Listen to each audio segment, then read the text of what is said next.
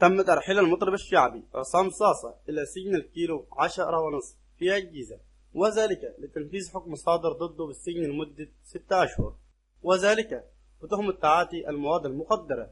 وجاءت هذا الخطوة بعد مأمورية أمنية خاصة من مديرية أمن الجيزة لنقل المتهم إلى مركز الإصلاح والتأهيل، حيث يقضي فترة العقوبة المفروضة عليه هناك.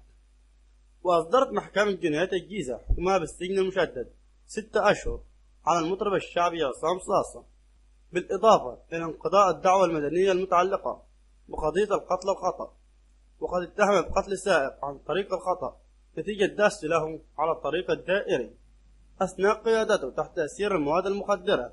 وصدر هذا الحكم تحت رئاسة المستشار محمد أحمد الجمزوري وعضوية المستشارين محمد أنور وبهاء محمد عطية. وفق الأمر الإحالة الصادر من النيابة العامة، فإن المطرب واسمه الحقيقي عصام طه طلعت قد تم إحالته إلى محكمة الجنايات بتهمة تعليق بحيازة وتعاطي مواد مخدرة مثل الميثامين والحشيش والترمادول، وذلك في ظروف غير مصرح بها قانونيا.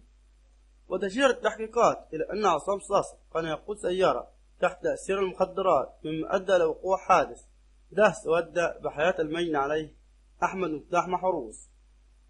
وقد أكد تقرير المعمل الكيميائي إلى أن العينات المأخوذة من دم وبول المطرب عصام صاصة ظهرت وجود نواتج مواد الحشيش والترمادول والميثامين، وهي مواد مدرجة في الجدول الأول من قانون المخدرات، وبذلك يعتبر قد ارتكب جريمة تتعلق بالقتل الخطأ تحت تأثير المخدرات، بالإضافة إلى جنح التعاطي مواد مخدرة محظورة، مما يعاقب عليها قانون هيئة الدواء. وفي الأخير شكرا لكم والسلام عليكم ورحمة الله وبركاته.